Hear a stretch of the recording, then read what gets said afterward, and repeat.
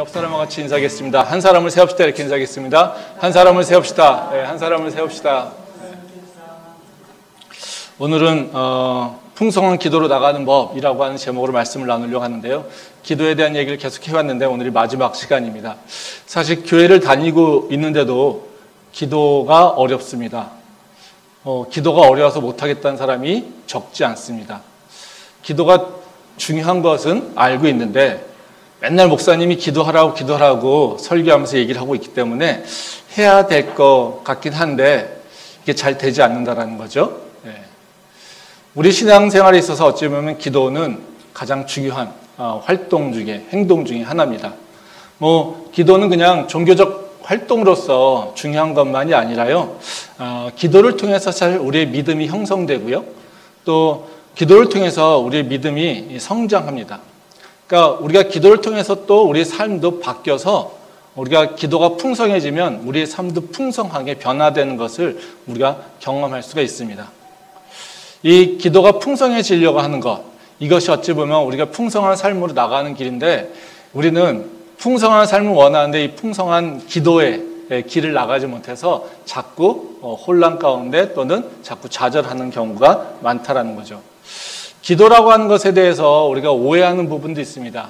기도는 내가 하는 게 아니라 하나님께서 나한테 말씀을 주시고 또 기도할 수 있는 능력을 주셔야지 기도할 수 있는 건데 나한테 성령께서 기도를 안 해주셔. 기도할 수 있도록 나한테 능력을 안 해주셔. 이렇게 생각하는 분도 있을 겁니다. 왜냐하면 기도라고 하는 것은 내가 하는 게 아니라 성령을 따라서 성령의 인도함을 따라서 이제 기도한다라고 하는 얘기를 들으니까 또 기도는 나 혼자 하는 게 아니구나 이런 생각을 하는 경우도 있다는 거죠. 이것은 반은 맞고요, 반은 틀립니다. 기도는 나 혼자 하는 건 아닙니다. 하나님께서 인도하시는 게 맞습니다. 근데 기도라고 하는 거는 한쪽 방향에서 누군가 이끌어가는 게 아니라 쌍방의 관계 속에서 일어납니다. 다시 말하면 하나님과 나하고 관계 속에서 기도가 일어난다는 거죠. 그래서 기도가 풍성해진다라고 하는 것은 어떤 의미냐면요. 바로 나와 하나님의 관계가 풍성해진다라고 하는 것을 얘기하고 있어요. 그러니까 내가 기도가 막혀 있어요. 기도가 안 돼요. 그러면 어떻게 될까요? 내 삶에 하나님의 그 풍성함을 누리기는 쉽지 않다는 거죠. 뭔가 이렇게 막혀 있는 거죠. 뭔가 이렇게 답답해 있는 상황입니다. 그러니까 기도가 안 된다라고 하는 것은 그냥 기도 안 돼. 나는 기도 잘 못하겠어. 라고 하는 걸로 그냥 치부하고 이렇게 넘어가는 것이 아니라요. 사실 내가 기도가 안 된다라고 하는 건 내 삶 속에서 뭔가 지금 영적 갈급함이 또는 영적 메마름이 있다라고 하는 것을 우리가 알 수 있습니다. 그러기에 우리가 기도라고 하는 부분은 이제는 그런 부분이 있으면 우리가 의지적으로 나가야 될 부분이 있어요. 그러니까 우리가 믿음에 있어서 지정의를 얘기하잖아요. 근데 지식과 감정과 또 의지를 얘기합니다. 근데 의지라고 하는 것에 대해서 우리가 자꾸 오해를 하는 부분이 있는데요. 그러니까 믿음이라고 하는 것은요, 하나님께서 나한테 은혜를 주십니다. 그래서 나한테 형성이 돼요. 그러면 우리가 구원받는 것도 하나님께서 나한테 은혜를 주셔서 하나님이 모든 걸 다 이루십니다. 내가 할 것은 없어요. 하나님께서 계획하셨고 그리고 예수님께서 내려오셔서 그걸 실행하셨고 또 성령께서 우리를 감동시키셔서 바로 우리가 예수님을 나의 주라 믿게 하는 겁니다. 고백하게 하는 겁니다. 거기서 구원이라고 하는 것은 내가 할 게 있는 게 없어요. 근데 우리가 구원받은 자의 삶으로 나가야 되잖아요. 은혜를 받았으면 은혜 받은 자의 삶으로 나가야 되잖아요. 이때 의지가 필요해요. 그 의지가 어떤 거냐면 바로 하나님을 향해서 계속해서 끊임없이 같이 향해 나가야 된다는 거예요. 그것이 가장 좋은 표현이 뭐냐면요. 예배와 또 말씀과 기도 그리고 성도 간의 교제 이런 것들을 통해서 내가 어떻게 이것에 대해서 태도를 갖고 있고 어떻게 향해 나가는가 이것이 바로 우리의 의지에 따라 결정되는 거예요. 그러니까 기도라고 하는 건 분명히 하나님께서 우리에게 말씀 주셔서 내가 따라갑니다. 근데 기도라고 하는 것은 내가 또 하나님께 나오는 의지가 필요해요. 그래서 이 기도는 바로 하나님의 은혜뿐만 아니라 내가 하나님의 향해 나가는 의지를 따라서 바로 기도가 풍성해지게 된다는 거죠. 우리가 기도는 그러기에 쌍방이 이루어져야 되는 것이지 일방에 의해서 이루어지지 않다는 것을 알 수 있습니다. 그러면 우리가 기도라고 하는 것 참 쉽지 않은데 가장 큰 문제가 뭡니까? 기도하면 어려운 문제가 뭐라고 얘기하지? 이런 거예요. 그렇죠? 우리가 지난주에 이제 말씀 나눴던 것이 이제 뭐를 얘기하지라고 하는 것에 대한 고민을 좀 해결하기 위한 것에 대한 해답을 좀 찾아봤었습니다. 뭐 그때는 우리가 어떤 상황의 가운데 있을 때 그 상황에 맞춰서 무슨 기도를 할 것인가 이런 부분에 대한 얘기를 했어요. 특히 우리가 이제 갖고 있는 생각이 있지 않습니까? 내가 지쳐서, 내가 마음이 너무 지쳐서 힘이 없어서 기도할 수가 없어. 그렇죠? 예. 이럴 때 우리는 지쳐 있다고 하는 것 때문에 난 너무 지쳐서, 난 너무 힘이 들었어. 나는 온 모든 모든 것이 다 기진맥진했어. 난 그래서 기도할 힘이 없어. 예. 우리는 또 그러면 뭐가 믿습니까? 지난번에 찬양할 때 믿지 않습니까? 내가 지쳐서 마음이 연약해질 때 누군가 기도하죠. 그게 누굽니까? 예수님이 기도하시죠. 그래서 우리는 그걸 믿고 있어요. 그래서 우리는 맨날 지쳐 있잖아요. 그렇죠? 우리는 맨날 기도만 하면 맨날 난 지쳐 있어요. 그래서 뭘 기대해요? 예수님이 기도하실 걸 기대하고 있어요. 근데 성경은 뭐라고 그럴까요? 지쳐 있기 때문에 기도하라고 얘기합니다. 네가 포기하고 있기 때문에, 포기하려고 하기 때문에 기도하라고 합니다. 네가 마음이 지치고 마음이 낭망해서 아무 힘이 없으니까 그러니까 기도해라고 얘기한다는 거예요. 지칠수록 기도하라고 하고요. 네가 포기하고 싶을 때 너는 기도하라고 얘기한다는 거예요. 이게 성경에서 기도에 대해서 말씀해 주시는 거라는 거죠. 그럼 지쳤을 때 우리한테 왜 기도해야 될까요? 우리가 지쳤을 때 우리는 위험에 더 빠집니다. 육신의 지침과 영적 지침, 이 두 모든 것이 지침이 왔을 때 우리는요, 헛된 것과 거짓 것들에 쫓아가는 경우가 많다는 거죠. 그리고 믿음을 놓쳐버리고 우리의 생명을 뺏겨버리는 그런 위험성에 빠지게 된다는 겁니다. 그렇기 때문에 우리는 기도해야 된다는 거예요. 그래서 잠언에 지난주에 말씀드렸듯이 잠언서를 통해서 우리한테 교훈해 주신 건 뭐냐면요. 네가 지쳐 있으면, 네가 포기하고 싶으면 너가 다시 주님 앞에 기도해. 주님 앞에 간구해. 이렇게 얘기를 한다는 거죠. 오늘도 기도에 대해서 좀 얘기를 더 하려고 하는데요. 특히 지난주에 얘기한 것처럼 기도와 관련해서 할 말이 뭐가 있을까라고 하는 것에 대해서 생각을 해보려고 해요. 그러니까 기도는 말하자면 내가 의지적으로 나가는 거잖아요. 그럼 의지적으로 나갈 때 사실 내가 활동이 좀 있어야지 기도를 계속 할 수가 있어요. 사실 기도는 여러 종류가 있지 않습니까? 막 부르짖는 기도도 있고요. 소리내서 그냥 나긋나긋 기도하는 기도도 있고요. 또 그냥 조용히 묵상으로 기도하는 경우도 있어요. 근데 우리가 가장 선호하는 기도는 뭘까요? 가장 조용하게 거룩한 모습으로 그냥 묵상하면서 기도하는 걸 좋아해요. 그렇죠? 근데 사실 그 기도가 가장 어렵습니다. 왜요? 우리의 활동이 멈춰져 있잖아요. 그 멈춰져 있으면 어떤 일이 일어날까요? 졸려워요. 의지가 생기지 않아요. 그러니까 기도에 대해서 잘못 생각하고 있는 것들 중에 하나가 뭐냐면요. 우리가 기도에서 의지를 빼버리고 그냥 하나님의 인도하심만 찾아요. 그래서 다 거룩한 모습을 이루고 있어요. 이거 얼마나 오래 할 수 있을까요? 얼마나 오래 할 수 있을까요? 몇 번 못해요. 그리고 힘드니까 어떻게 해요? 그거 이러고 있어봤자 뭐합니까? 딴 생각만 나요. 그러니까 우리 기도가 안 돼. 이러고 돌아선다는 거죠. 사실 묵상기도, 관상기도 가장 어려워요. 가장 쉬운 기도가 뭡니까? 내가 기도 제목을 들고 나와서요, 무지하게 부르짖는 것밖에 없어요. 그게 가장 쉬워요. 죽자 살자 그냥. 그래서 기도할 때가 가장 쉴 때가 언제냐면요, 내 삶에 문제가 크게 닥쳐가지고요, 하나님만 이렇게 붙잡을 수가 없어 막 이러면서 하나님만 붙잡을 때, 그때는 어때요? 내 감정이 막 복받쳐 올라요. 그러니까 어떻게 끊임없이 얘기를 해요.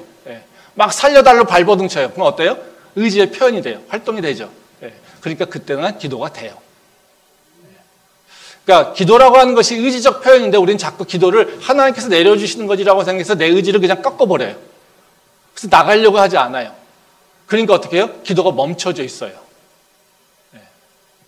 그리고 우리는 오해해서 또 어떻게 해요? 할 말이 없어 이거예요.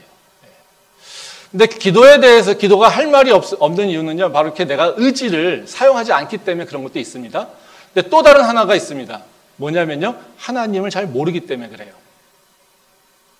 한번 생각해 보시면 될 것 같은데요. 내가 친구가 둘이 있다고 칩시다. 굉장히 친한 친구가 대학 다니면서 뭐 가졌던 친구가 둘이 있어요. 근데 한 친구는 외국 나가 있고요. 한 친구는 내 옆에 살아요. 그래서 외국 나가 있어서 시간도 잘 맞지 않고 그래서 잘 통화를 못 해요. 관계도 없어요. 그리고 그런데 이 옆에 있는 친구는 내가 매일 같이 만나고 그래요. 그러다 어쩌다 세 명이 딱 만나게 됐어요. 오랜만에. 대화가 어떻게 될까요? 야, 이 친구, 외국에서 나갔던 친구 오랜만이니까 이 친구 오랜만에 만났으니까 이 친구랑 엄청 많은 얘기를 할까요? 이 친구랑 내가 너 정말 많이 보고 싶었어. 와, 과거에 어땠었는데 나 정말 너의 마음을 내가 얼마나 너를 기대하고 있었는지 알아? 이러면서 내 속마음의 사랑의 표현을 다 그 우정의 표현을 다 얘기할 수 있을까요? 안 일어나요. 야, 너는 어떻게 지내니? 거기는 어떻게 지내니? 너네 애는 어떻게 지내니? 가족은 어떻게 지내니? 넌 뭐하고 사니? 호구조사하다가 끝. 그렇죠? 내 마음 표현 못해요. 근데 내 옆에 있었던 친구는 어때요? 그렇지 않아요.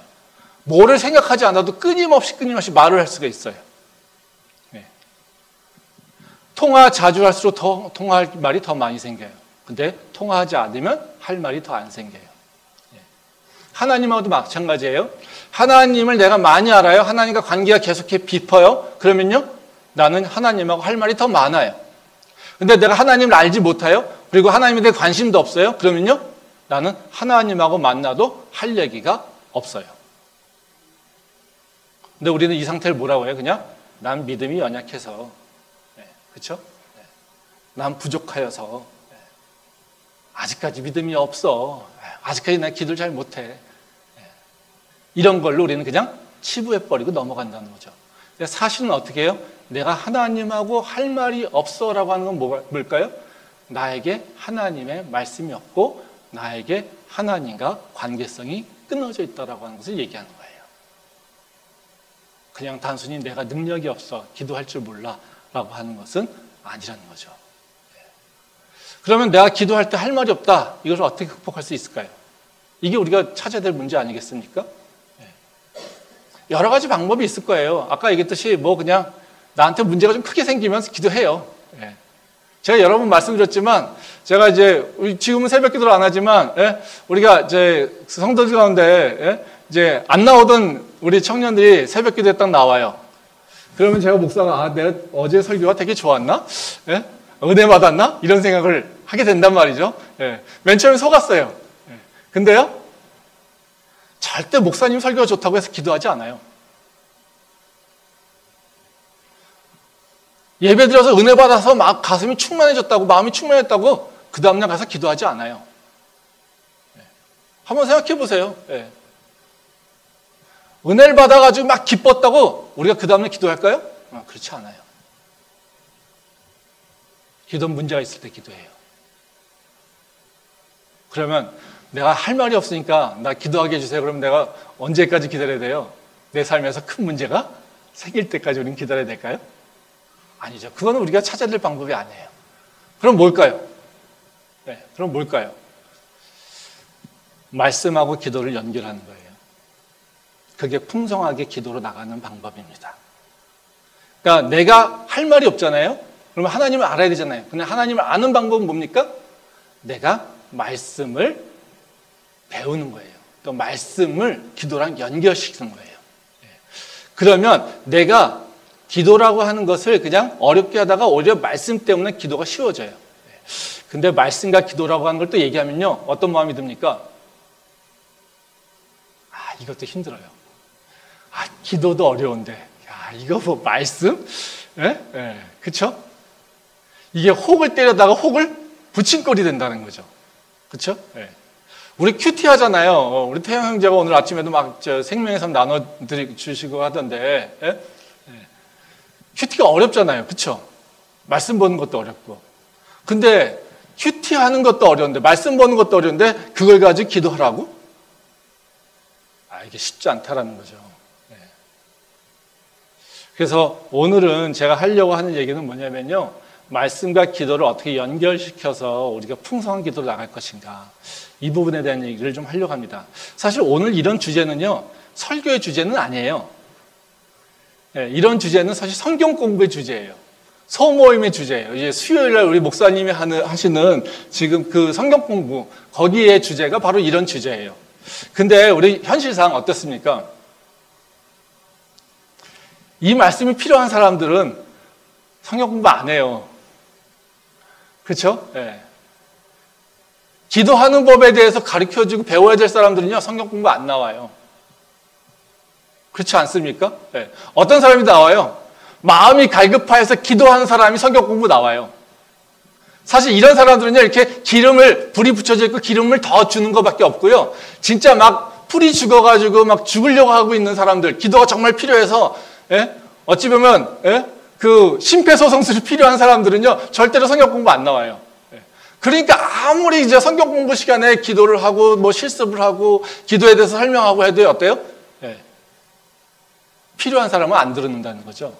그래서 교회는 어떤 일이 일어날까요? 이렇게 시간이 되면. 양극화가 돼버려요.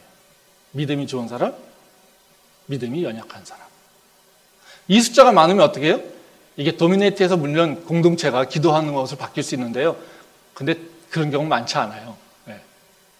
대부분 어떻게 해요? 일로 몰리죠. 안 하는 쪽으로. 네. 그래서 제가 오늘 설교로 이 얘기를 좀 하려고 합니다.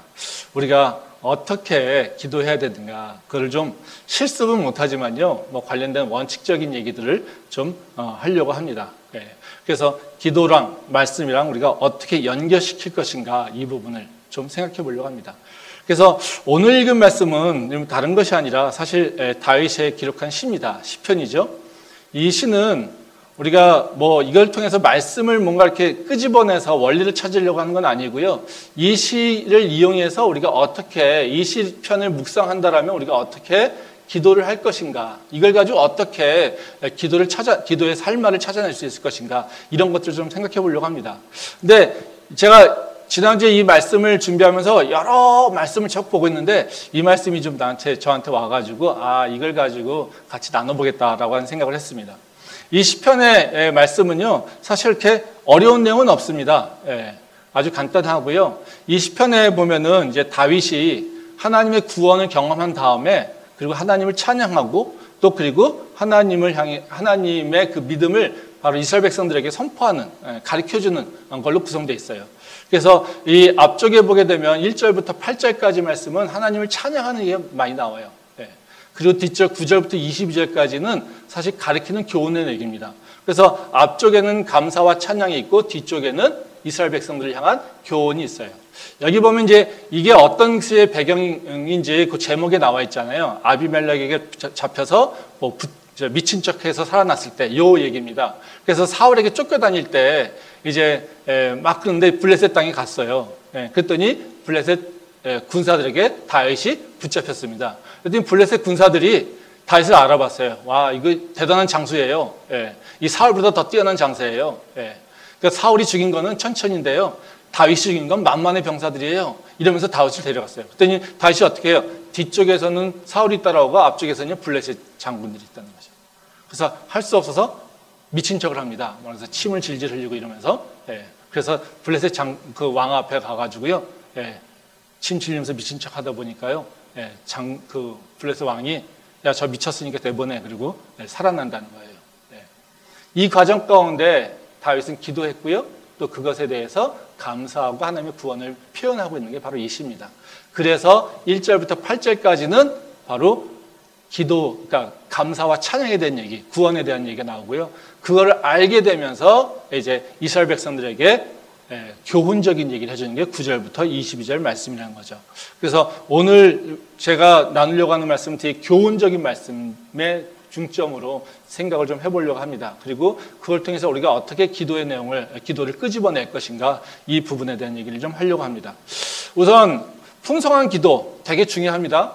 풍성한 기도가 말씀을 풍성하게 할 뿐만 아니라 나의 삶까지도 풍성하게 하니까요. 오늘 이 말씀을 통해서 저는 우리 캠퍼스의 모든 성도님들이 바로 풍성한 삶으로 나가기 위한 풍성한 기도가 있기를 소망합니다. 그럼 첫 번째로요, 기도를 풍성하게 하기 위해서 필요한 게 묵상이라고 얘기했죠. 아까 묵상하면 어렵게 느끼는데겠죠. 저희 교회에서 제가 가르친 거는 묵상하면요, 기납법적 성경 방법을 통해서 얘기를 했었습니다. 그러니까 근데 그게 더 어려워요. 그래서 사실 묵상하게 되면 쉽지 않잖아요. 왜냐하면 묵상이라고 하는 것은 그 말씀의 본문에 대해서 내용을 이해를 해야지 돼요. 그래서 제가 묵상하는 방법을 가르쳤던 것은 어떤 거였냐면요, 그 본문에 대한 내용을, 핵심적인 내용을 좀 정확히 찾아내자, 이거였어요. 그래서 이걸 찾기 위해서 기납법적 성경 연구를 좀 했었다는 거죠. 근데 이걸 하다 보니까요, 어렵더라고요. 시간도 많이 걸려요. 그러니까 이게 우리는 빠른 시간 내에 말씀을 보고서 빠른 시간 내에 기도를 해야지 되는데 귀납법조 성경 보면 저도 하게 되면 1시간, 2시간 이상 걸려요. 그러니까 이게 참 잘 안 된다는 거죠. 그래서 제가 이제 그 귀납법조 성경 연구를 할 때도 매일 이걸 하려고 하지 말고 일주일에 한 번만 하면 좋게. 그리고 나머지는 그냥 직관적으로 보고 가. 이렇게 설명을 했었습니다. 근데 이제 직관적으로 설명할 때도 직관적으로 이제 말씀을 보는 것도 좀 쉽지는 않아요. 왜냐면 사실 묵상이라고 하는 것은요, 내가 글을 읽는 거잖아요. 글을 읽으면서 생각하는 거잖아요. 근데 내가 사실 글을 읽으면서 생각하는 게 쉽지는 않습니다. 뭐 저같이 교수니까 글 읽고 맨날 비평들을 보고 찾아가는 것들은 익숙해져 있어요. 뭐 전 직업이니까요. 근데 보통의 분들이 성경을 보면서 생각을 하고 그걸 다시 비평적 생각하고 나를 돌아본다? 이게 쉽지 않아요. 그럼 쉽지 않으니까 하지 말까요? 아니라는 거죠. 하는 법이 있어요. 직관적으로 할 수 있는 방법이. 그건 뭐냐면요, 우리가 성경을 읽어가면서 사실은 대단한 내용을 먼저 찾는 것이 아니라요, 사실 나의 마음 끝에 그리고 내가 궁금한 것에 사실 어떤 묵상의 포인트를 하나 찾는 게 중요해요. 시작점을, 말씀 본문 중에 말씀의 시작점, 묵상의 시작점을 찾아보라는 거죠. 그게 필요하다는 겁니다. 그때 우리가 묵상을 잘 할 수가 있어요. 말씀 보겠습니다. 시편 34편 12절 말씀입니다. 생명을 사모하고 연수를 사랑하여 복받기를 원하는 사람이 누구뇨? 이 말씀은 제가 오늘 이 시편 34편을 본문을 정하게 된 이유입니다. 제가 그 설교의 주제를 이렇게 묵상하면서 찾는데 첫 번째 생각했던 주제가 뭐냐면요, 지난번에 어려움을 겪고 있을 때, 즉 지치고 포기하고 싶을 때 뭘 기도할까라는 거 있잖아요. 그래서 제가 이번에 사실 기도하면서 고민했던 건 뭐냐면, 하나님, 많은 사람들이 복을 받기를 원하는데요, 복을 받고 싶을 때 우리는 무엇을 기도해야 되죠? 이것이 제 생각의 고민이었어요. 복 받고 싶어서 기도하고 있는데요, 우린 복 받고 싶을 때가 어떻게 기도해야 돼요? 이거를 사실 찾는 게 제 일주일간의 사실 묵상의 포인트였어요. 근데 이 말씀을 쭉 보다 보니까 이 말씀이 저한테 딱 들어왔어요. 그래서 생명을 사모하고 연수를 사랑하며 복 받기를 원하는 사람이 누구냐? 이게 무슨 얘기겠습니까? 네가 장수하고 하나님의 복을 충분히 누리고 싶어. 누가 그러고 싶어? 그러면 내 말을 좀 들어봐, 이겁니다. 네가 장수하고 싶다면 내 말을 좀 들어. 네가 하나님의 복을 누리고 싶다면 내 말을 좀 들어. 내 지금 하고 있는 교훈을 따라서 행동해. 이것을 얘기하고 있다는 거죠. 그럼 여기에 뭐가 있겠습니까? 하나님의 복을 누릴 수 있는 방법이 있겠죠. 그렇죠? 이 말씀은 사실 오늘 읽은 시편 34편에서 핵심 구절은 아니에요. 근데 저는요, 사실 이 말씀에 속된 말로 꽂혔어요. 내 마음이 그런 걸 찾고 있었으니까. 그래서 저는 이 말씀에서 시작했어요. 이 말씀을 보는 게. 복을 받는 것을 얘기하는 거네? 복을 받기를 원하는 사람들에게 하는 얘기네? 그럼 여기서 이걸 가지고, 이제 말씀을 다시 찾아가는 거예요. 그러면 이 말씀이 나한테 찍히면서 나한테 궁금한 게 나왔잖아요. 뭐가요? 복 받기 위해서 뭘 얘기하지? 그러면 여기서 복 받기 위한 방법은 뭘까? 이런 걸 찾아가지 않겠어요? 그래서 그럼 그 다음 질문을 쭉 보면서 다음 그냥 문맥을 따라서 보는 것이 아니라 그러면 여기서 답이 나오는 걸 찾는 겁니다. 복 받는 원리가 있을까? 그럼 내가 복 받기 위해서 해야 될 일은 뭐지? 하나님은 복에 대해서 어떤 생각을 하지? 이런 질문을 찾아가는 거예요. 그러면 이 자연스럽게 이 본문을 어떻게 할까요? 여러 번 읽게 되고 분석해서 읽게 돼 있어요. 그러면 그러다 보면요, 여기에서 하나님께서 얘기하시는 통치 원리라든가, 그리고 하나님의 성품이나 하나님의 행동 원리라든가, 그리고 하나님이 가르쳐 주시는 그 명령 또는 행동의 원칙이라든가 이런 것들이 보이게 돼요. 그럼 우리는 그걸 가지고 다시 기도하는 거예요. 오늘 그 말씀에 대해서 간단하게 제가 하나하나 포인트를 가지고 얘기하겠습니다. 근데 오늘 제가 얘기하려고 하는 건요, 여러 방법이 있지만요, 제가 여러분들에게 그 성경을 보면서 찾기를 원하는 건요, 세 가지입니다. 하나는요, 이 세상의 통치 원리가 세상에 나와 있어요. 그리고 두 번째로는요, 하나님의 행동 원리가 나와 있어요. 그리고 하나님의 행동하라고 하는 삶의 원칙 또는 행동의 원칙들이 나와 있어요. 그래서 말씀을 보면서 이 세 가지만 생각해 보면 돼요. 그래서 딱 어느 말씀을 보더라도 그걸 보다가 어느 문장이 또는 어느 말씀이 나한테 궁금증을 유발해서 거기서 시작하는 거예요. 그럼 질문을 내는 거예요. 그래서 그 질문을 따라가는 거예요. 그런데 그 질문이 뭐냐면 여기서 세상의 통치 원리에 대해서 뭘 얘기하고 있지? 그리고 하나님의 성품에 대해서 뭘 얘기하고 있지? 그리고 내가 그럼 뭘 해야 돼 구체적으로? 나의 행동은 뭐야?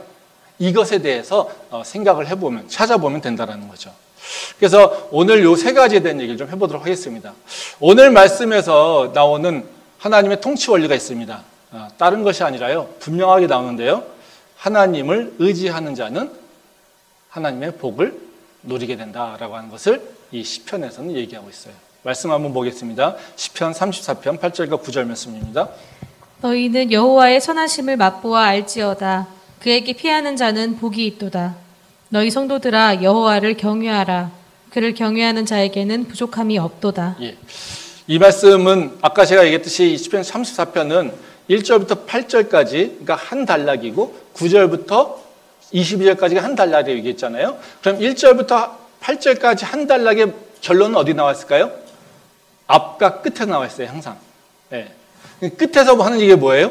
예. 너희 여호와의 선하심을 맛보알지어다. 그에게 피하는 자는 복이 있도다. 뭐예요? 하나님에게 피하는 자는 복을 누리게 된다. 이것을 얘기하고 있어요. 또 그럼 9절부터 뭐가 있을까요? 9절부터 22절까지가 한 단락이에요. 여기서도 핵심 구절은 어디 있을까요? 앞과 끝에 있어요. 예. 이 시편에서는 거의 90%가요. 처음과 끝이에요. 예. 그게 히브리시의 특성입니다. 그래서 처음에 딱 뭐가 나와 있습니까? 예. 9절의 시작에 너희 성도들아 여호와를 경외하라. 그를 경외하는 자에게는 부족함이 없다. 예. 뭐가 있다고요? 여호와를 경외하는 자는 하나님의 풍성함을 누리게 된다. 이걸 얘기하고 있어요. 앞쪽에서 뭘 하고 있어요? 하나님을 의지하는 자는 복을 받는다. 그리고 뒤에서는요. 여호와를 경외하는 자는 복을 받는다. 이것을 얘기하고 있어요. 그렇죠? 이게서 원칙으로 보면 뭡니까? 여호와를 경외하는 자는 하나님의 복을 누리게 된다라는 겁니다. 이게 하나님께서 이 세상을 다스리는 하나의 방법이에요. 하나님의 다스리는 그 원리를 아는 것이 중요한 건 왜 중요하냐면요. 하나님의 통치를 이해한다는 것은 뭐냐면 세상에서 길을 아는 거예요. 세상에 다양한 길들이 있어요. 가야 될 길이. 근데 우리는 어느 길을 가야 될까요? 하나님께서 기뻐하시는 길을 가야 돼요. 그렇죠? 근데 세상에서도 통치하는 원리가 있어요. 근데 이것은 세상에서 얘기하는 거고요. 하나님이 통치하는 원리가 따로 있어요. 이 두 개가 서로 경쟁하기도 하고요. 때로는요. 이것이 서로 같은 방향인 것 가는 것 같이 보이기도 해요. 근데 우리가 선택해야 될 길은요. 바로 이 길이에요. 그래서 우리는 분명하게 알아야 될 것은 어떤 길이냐면요. 하나님이 통치하시는 그 길이 어떤 것인지 이것을 분별할 수 있어야 돼요. 우리가 예전에 길하면 알고 있는 신앙적 얘기는 뭡니까? 넓은 길, 좁은 길이에요. 십자가의 길은 좁은 길. 그리고 지옥에 가는 길, 멸망의 길은요, 넓은 길. 그렇죠? 그래서 교회에서는 항상 어떤 길을 선택하라고 합니까? 좁은 길을 선택하라고 해요. 그렇죠? 근데 좁은 길만 다 하나님의 길일까요? 그거는 하나의 그냥 십자가를 보고 얘기하는 것이고요. 세상의 길은 많은데요. 어떤 것이 하나님의 길인지를 선택해. 우리가 잘 분별해야 된다는 거죠. 말씀 한번 보도록 하겠습니다. 시편 34편 10절입니다. 젊은 사자는 궁핍하여 줄일지라도 여호와를 찾는 자는 모든 좋은 것에 부족함이 없으리로다. 이 말씀도 제가 사실 되게 오늘 이 시편 34편을 묵상하면서 되게 중요하게 여겼던 말씀입니다. 왜냐하면 이 말씀은요. 사실 하나님의 통치 원리뿐만 아니라요. 우리가 선택해야 될 두 길 중에 하나가 여기 나와 있어요. 여기 보면 두 개의 댓글로 되어 있습니다. 처음에는요. 젊은 사자는 궁핍하여 줄일지라도 그리고 여호와를 찾는 자는 모든 것에 부족함이 없다. 그러니까 뭐가 대꾸예요? 젊은 사자가 하나 주어고요. 또 다른 자는 여호와를 찾는 자가 있어요. 이 젊은 사자와 여호와를 찾는 자가 서로 비교되고 있어요. 젊은 사자는 어떻게 됩니까? 궁핍해서 굶어 죽는다는 거예요. 여호와를 찾는 자는 어떻게 해요? 부족함이 없다는 겁니다. 이게 차이예요. 그러면 젊은 사자가 어떤 존재인지, 여호와를 찾는 자가 어떤 존재인지를 우리가 비교해 보면서 우리가 상상할 수 있겠죠. 그러면 여호와를 찾는 자라고 하는 건 우리가 뭐 그냥 직관적으로 알잖아요. 하나님을 의지하고 하나님께 간구하고 하나님의 말씀을 들으려고 하고 믿음으로 나가려고 하는 자. 이런 자가 여호와를 찾는 자예요. 그렇죠? 그러면 이 반대되는 개념이 뭘까요? 젊은 사자예요. 이게 어떤 존재예요? 부족함이 없는 거예요. 젊은 사자는 어떻게 해요? 힘이 넘쳐요. 민첩해요. 사냥이요? 잘해요. 그렇죠? 이 자는 어떤 모습일까요? 내 능력을 의지해서 내 힘으로 먹잇감을 잡아오는 거예요. 다시 말하면 젊은 사자를 통해서 얘기하는 건 뭐냐면 내가 가진 게 많아, 내가 능력이 있어, 그래서 나는 내가 할 수 있어. 그래서 하나님을 의지하지 않는 자, 내 힘으로 내 것을 찾아서 먹으려고 하는 자, 이런 자예요. 이게 바로 뭐예요? 젊은 사자를 표현하고 있는 건데, 근데 어떻게 해요? 이런 자들은 굶어 죽는다는 거죠. 여호와를 찾는 자는 어떤 자일까요? 하나님, 이렇게 간구하는 거죠. 하나님, 나 못해요. 하나님, 나 능력이 없어요. 하나님, 저 세상에 나보다 능력 있는 사람이 너무나 많아요. 내가 할 수 있는 게 없어요. 와, 어떻게 나를 이렇게 낳으셨습니까? 흙수저도 이런 흙수저가 없잖아요. 이러면서 맨날 애통해하면서 하나님 길 좀 내주세요. 사막에 길을 내시는 분이라면서요. 길을 좀 내주세요. 이러고 찾는 자가 바로 여호와를 찾는 자예요. 그러면 어떨까요? 하나는 많은 것을 갖고 있는 자, 그래서 스스로 뭔가 해결할 수 있다고 생각하는 자가 있고요. 하나는요, 아무것도 할 수 있는 게 없어요. 그래서 나는 하나님만 의지합니다. 라고 하는 자가 있어요.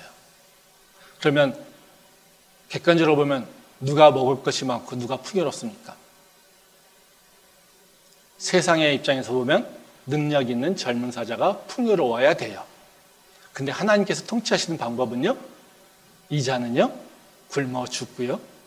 이 자는요, 아무것도 없는 자는요, 부족함이 없는 풍요를 누리게 된다는 거죠.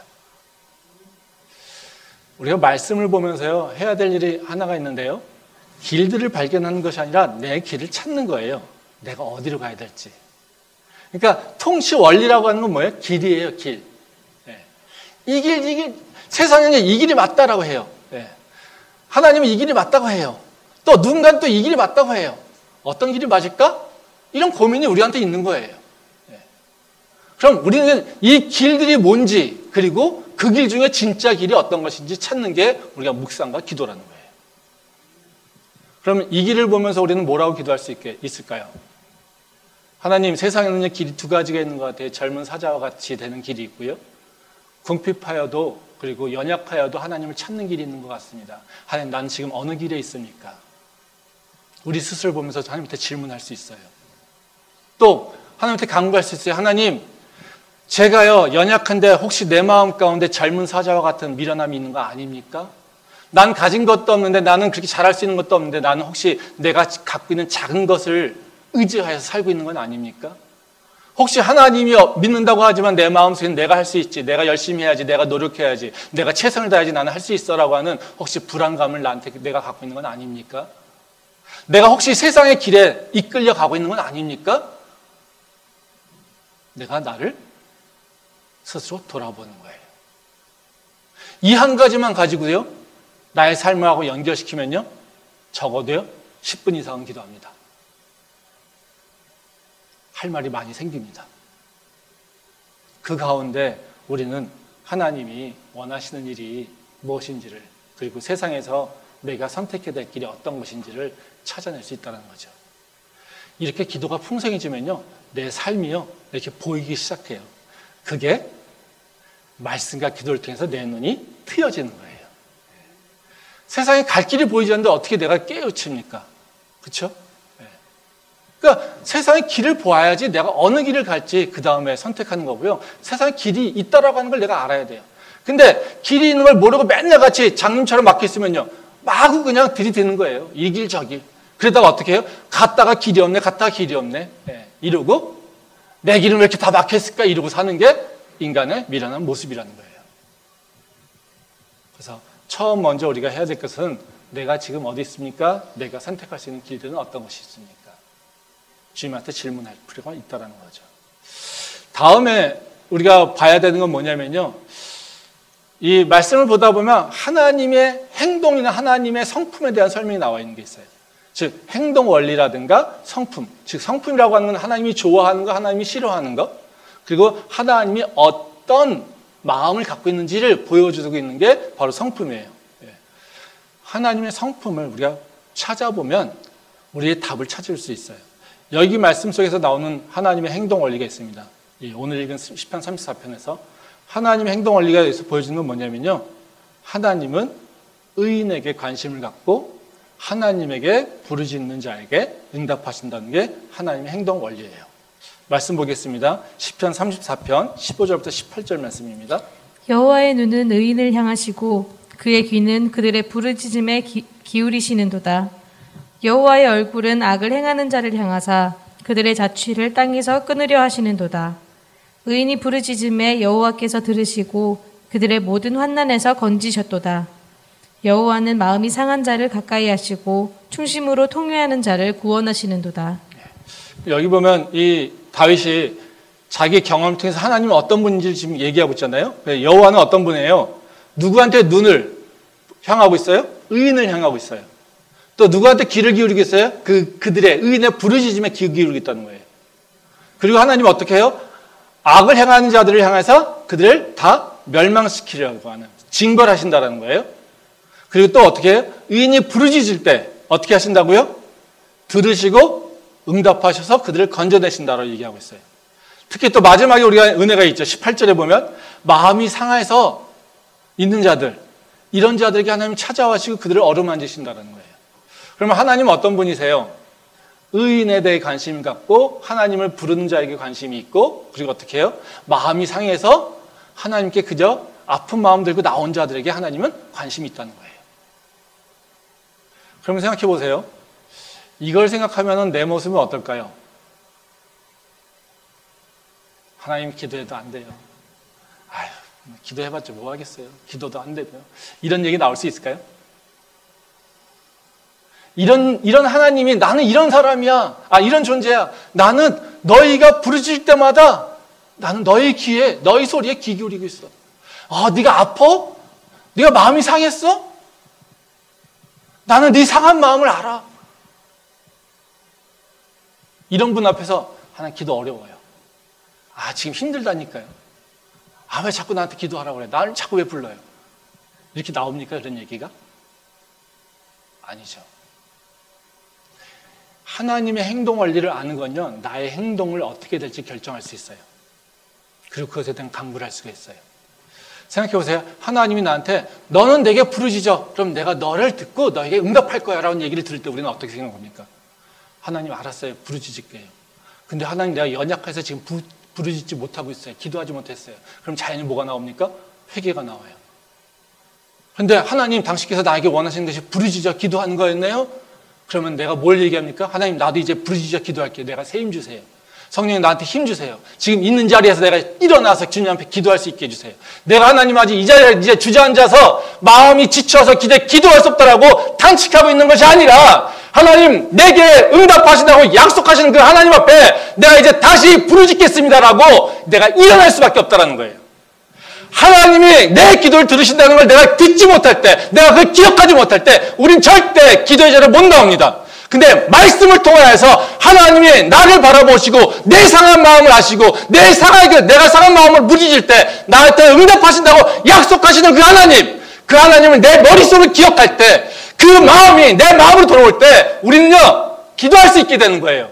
근데 말씀을 보지 않으니까 그 하나님의 마음을 생각하지 않으니까 그저 나만 힘들어요. 난 지쳤어요. 난 안 돼요. 나는 못해요 라고 그저 자조적인 생각으로 포기하고 있는 거예요. 우리가 움직이지 않는 이유, 이건요 하나님이 우리한테 어떻게 행동하시고 어떻게 반응하신다는 걸 우리가 놓치고 있기 때문에 그렇다는 거예요. 그래서 성경은요 하나님이 우리한테 어떻게 하시겠다고 계속해서 끊임없이 약속하세요. 우린 기대하지도 않는데 약속하세요. 한번 생각해 보세요. 아브라함을 부를 때도 마찬가지고 모세를 부를 때도 마찬가지고 그들이 찾아갑니까? 아니요. 찾아가지 않아요.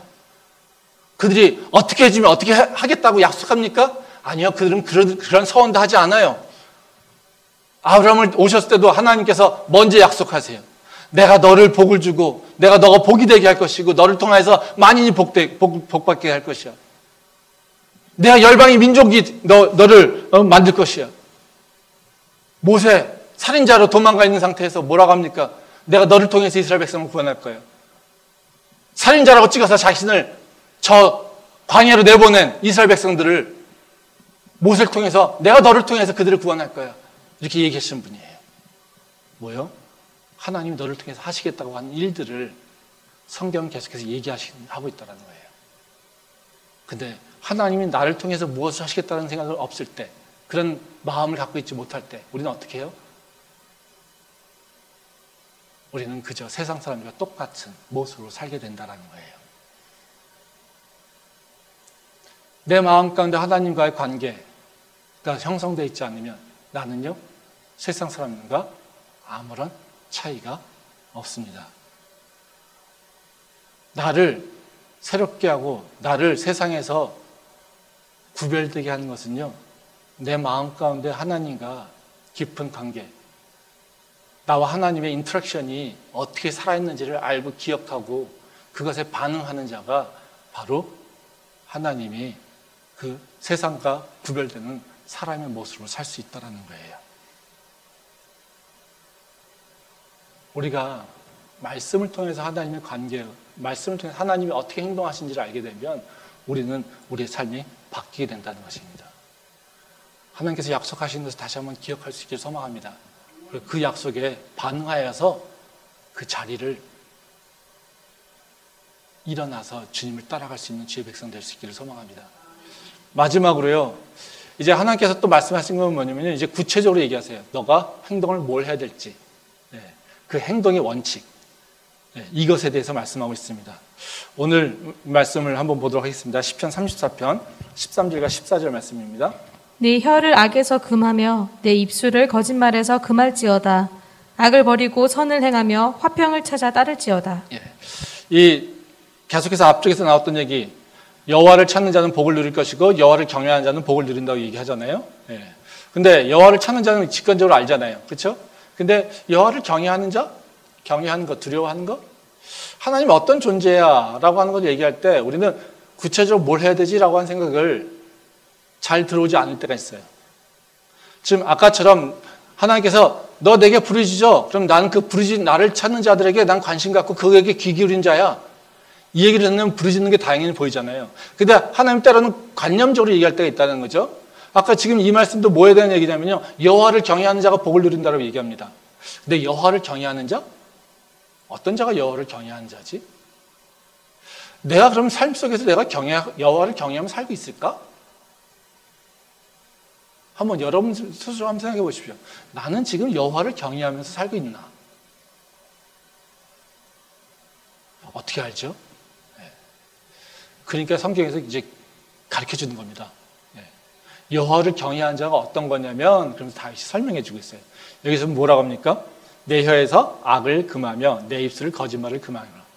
그리고 어떻게 해요? 악을 버리고 선을 행하며 화평을 따르라, 이 얘기입니다. 즉 여호와를 경외하는 자는 어떻게 행동하는 거야? 뭐냐면 네 입을 조심하는 거야. 또 여호와를 경외하는 자는 악을 따라가는 것이 아니라 화평함을 따라가는 거야. 이거를 구체적으로 얘기해 주고 있다는 거예요. 성경이 모호하지 않습니다. 물론 영적인 내용들이 있어서요, 우리가 육체적 관점을 바라보면서 이해 못하는 부분도 있어요. 근데요, 성경은 기본적으로 하나님께서 어떻게 해요? 우리에게 알려주시기 위한 거예요. 그렇기 때문에 우리가 볼 수 있어요. 깨달을 수 있어요. 그리고 우리가 그걸 가지고 교훈을 얻을 수 있어요. 우리가 안 할 뿐이죠. 근데 여기서 보면 뭐라고 합니까? 너 하나님을 경외해? 그럼 넌 즉시 네 입을 조심해, 이거예요. 그리고 네가 지금 어떤 행동을 하고 있는지 보면 돼. 선을 갖고 있는지, 그리고 화평을 찾고 있는지. 우리가 삶 속에서 여러 문제가 있잖아요. 그렇죠? 그러면 우리가 그걸 보면 돼요. 나는 삶 속에서 어떻게 하고 있지? 혹시 이 말씀을 보게 되면 하나님께 자연스럽게 기도가 나오겠죠. 하나님, 난 지금 뭐라고 얘기하고 있죠? 아, 어제요, 내가 누구에 대해서 이렇게 얘기했는데요. 하나님, 내가 어저께 뭔가 때문에요, 누구에게 거짓으로 얘기했는데요. 보이죠? 그럼 우리는 거짓말 조금 한 게 회개할 내용입니까? 그걸 기억합니까?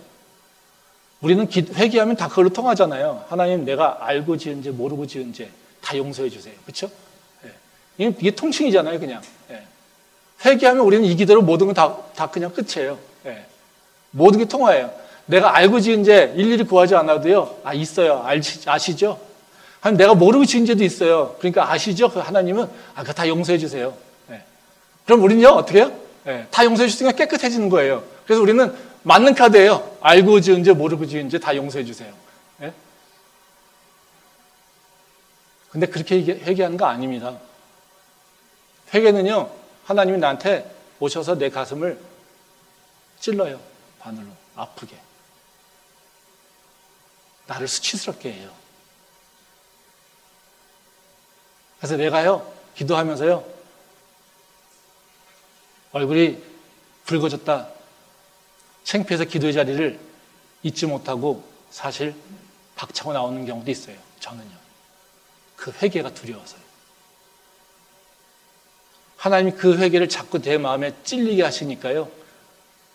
그 자리를 견딜 수가 없어서 박차고 나올 때도 있어요. 이게 바로 하나님께서 하시는 말씀이에요. 행동을. 또 뭐라고 하십니까? 화평을 찾으라고. 우리는 지금 어떤 열매를 맺고 있는지. 화평을 쫓으라고 하는 건요, 우리가 열매를 향해 가는 거예요.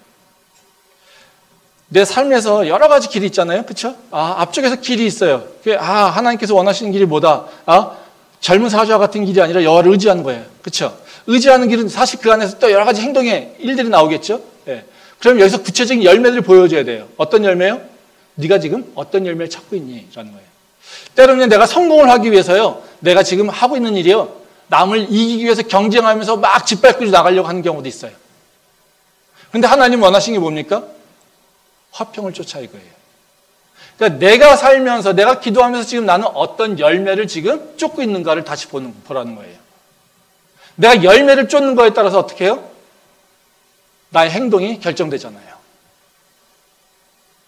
그래서 이것만 생각해도 어떻게 해요? 내 삶은요, 내 머리는 복잡해져요. 이걸 기도하면서요, 하나님 이거요? 근데 나 이거 할 수 없어요. 이거 길이 없어요. 이거 하면요, 쟤는요, 아마 나한테 더 난리 칠 거예요. 하나님 이건요, 내가 도저히 참을 수가 없어요. 내 마음이 용납이 안 돼요. 이런 것들이 있어요. 이거 가지고 씨름하는 거예요. 하나님, 이 길이 내가 가야 될 길이라면요, 내가 이거를 피할 수 있게 해주세요. 하나님, 당신께서 원하시냐면 당신께서 좀 방법을 알려주세요. 예수님께서 겟세마네 동산에서 기도하시잖아요. 그렇죠? 그게 뭡니까? 그 길이 딱 행동이 있어요. 십자가. 그거 가지고요, 자신이 없으니까 어떻게 해요? 하나님하고 씨름한 거예요. 자신의 믿음 가지고 씨름한 거예요. 우리도 똑같아요. 하나님께서 우리한테 주신 십자가가 있어요. 우리가 넘어가야 될 일들이 있어요. 근데 우린요, 육체적 생각하면요, 그냥 넘어갈 생각을 안 해요. 어떻게 해요? 그냥 피할 생각만 해요. 아니면 그 길을 보지도 않아요.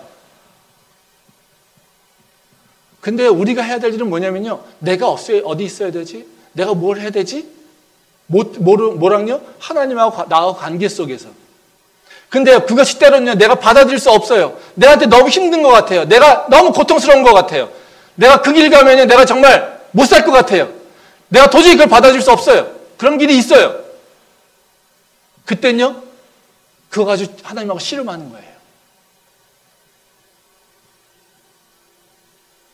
이 씨름이 시작되면요, 기도가 안 돼, 기도 못해, 이런 얘기 할 수 없어요.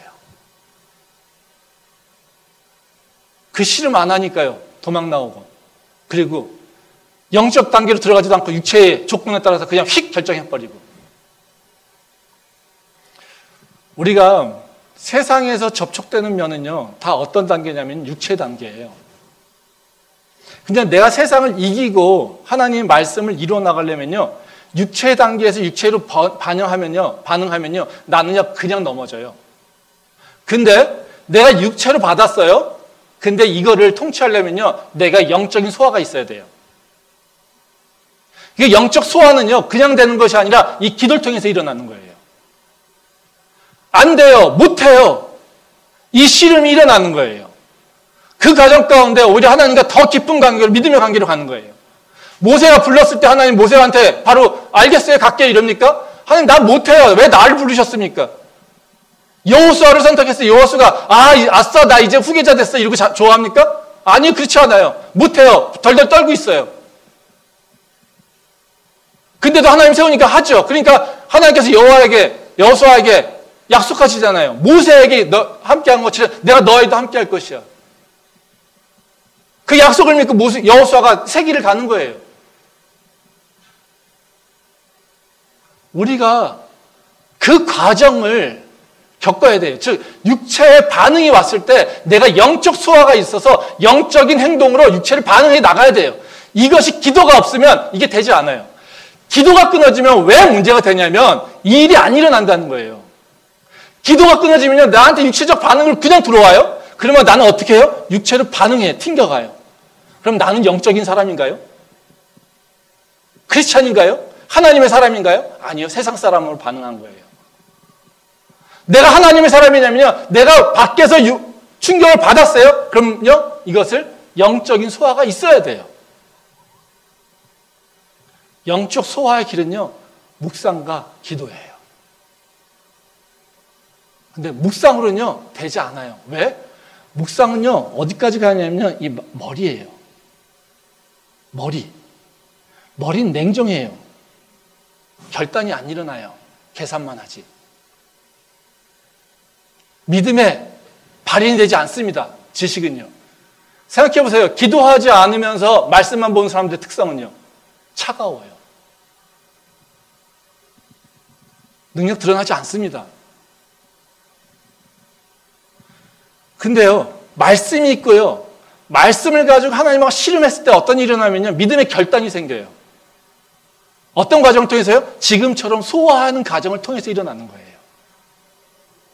그게 능력이에요. 그러기에 밖의 충격을 가지고 내 영적인 소화가 돼서 반응하지 않으면 나는요 크리스찬으로서 역할을 그 삶을 살지 못한다는 거예요. 그래서 기도가 필요한 거예요. 제가 오늘 말씀드린 건요, 뭐 기도하는 것에 이렇게 정답은 아닙니다. 그냥 한 가지의 그 예예요. 뭐 저도 기도하면서 제가 기도에 제 대단한 사람은 아니지만요, 저도 기도를 잘 못해요. 저도 잘 졸고요. 맨날 이렇게 거룩하게 있다가 저도 자고요. 기도한다고 들어갔다가요, 졸고 나오고요. 그러면서 저도 되게 마음이 아파요. 하나님 또 오늘도 졸았네요. 저는 솔직하게 그런 기도 많이 해요. 근데 이걸 극복해 나가야 되잖아요. 그렇죠? 어제 졸았다고 오늘도 또 졸아야 됩니까? 아니잖아요. 우리는 그걸 극복하고 나가야 되지 않겠습니까? 어제 할 말이 없다고 그냥 일어난 거 오늘도 또 가서 의무적으로 앉아가지고 할 말 없는데 그냥 하나님 아시죠? 내 마음. 그리고 또 오늘 기도했어요. 그리고 나올 수는 없잖아요. 그렇죠? 똑같은 모습으로 살아가면서 내 삶이 풍성해지기를, 내 삶이 하나님 복을 누리기를 기대하면 그것도 하나님 말씀에 맞겠습니까? 아니잖아요. 그러려면 우리는 바뀌어야 된다는 거죠. 저도 싸우면서 저도 이거를 다 하고 있는 것이 아니라요. 이렇게 해보려고 매일같이 그냥 합니다. 하다가 못하기도 하고요. 또 어쩔 때는 해서요. 또 기쁘기도 하고요. 또 어쩔 때는 그 통과해가지고요. 결단하기도 하고요. 아니면 아직까지도 싸우는 것들도 있어요. 그게 오래 끌어가는 것도 있어요. 근데 그 과정이 하나님과 나하고 관계가 맺어지는 거라고 좀 믿어요. 저는 우리 캠퍼스의 성도들이 바로 이런 기도를 통해서 하나님과 관계가 형성되길 소망합니다. 그리고 있는 그들의 삶이 아니라 하나님의 풍요로운 삶으로 하나님이 약속하시는 바로 그 부족함이 없는 삶으로 나갈 수 있기를 간절히 소망드립니다. 기도하겠습니다. 오늘 말씀을 기억하면서 잠시만 묵상으로 기도하겠습니다. 저희가 시간이 많아서 충분히 기도하면 좋겠지만요. 우리가 지금은 그럴 수 없고요. 집에 가셔서 다시 이 말씀을 보면서 기도하시고요. 잠시만 묵상으로 나의 기도 생활을 돌아보면서 주님 앞에 잠시만 기도하며 나가도록 하겠습니다.